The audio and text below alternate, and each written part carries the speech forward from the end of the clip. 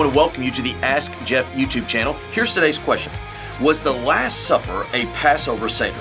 Considering the Bible tells us Jesus died, quote, on the preparation day for the Sabbath, meaning Friday. And Mark 14:12 says they had killed the Passover lamb. His disciples said to him, where do you want us to go and prepare that we may eat the Passover? All right, so we've got a whole lot of chronology, a whole lot of factors that are going on in this question. And really, it's about 4 different questions in one. But let me go back to the book of Exodus chapter 12, okay? In the book of Exodus chapter 12, when it talks about this famous Passover meal, it tells us about the elements and the manner in which it's to be taken. The bread is not to have leaven, shoes on your feet, staining, etc.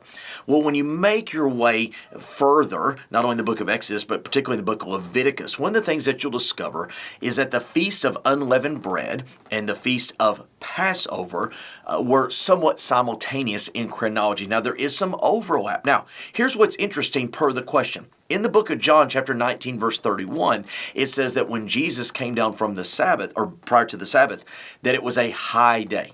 Okay? That's what's important to this question, because the fact that it was a high day means it was a Sabbath day that was not the typical Friday night to Saturday night. It was a Sabbath day in, quote-unquote, preparation per the question. Now, here's where it gets really interesting, because what we know as Passover does not have a Sabbath day attached to it, but unleavened bread does.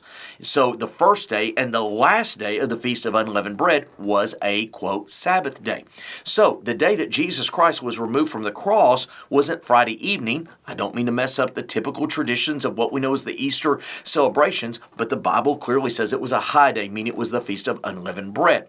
Why is that important?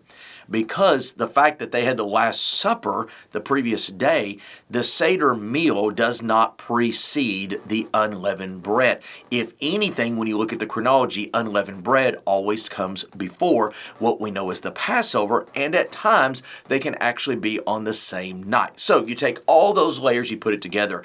I know that there are incredible Messianic Jewish groups that teach the Christ and the Passover. And I've had them in my church multiple times, and I love what they do.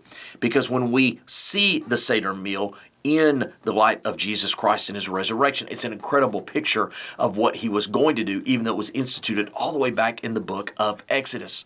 However, the fact of what we call the Last Supper, I would say, biblically speaking, more likely than not, was not a true Seder meal. The reason the disciples said the Passover is because unleavened bread and Passover were done oftentimes within the same context and not necessarily the same day.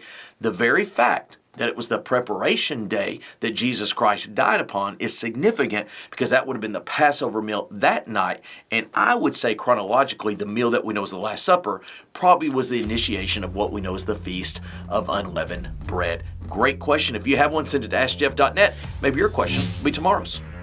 Thanks for being a part of today's daily question. Now, we answer a question each and every day. Please feel free to submit a new question at AskJeff.net. We may not have gotten to yours today, but we eventually will continue to be a part of this. Subscribe so you don't miss out on a question every day.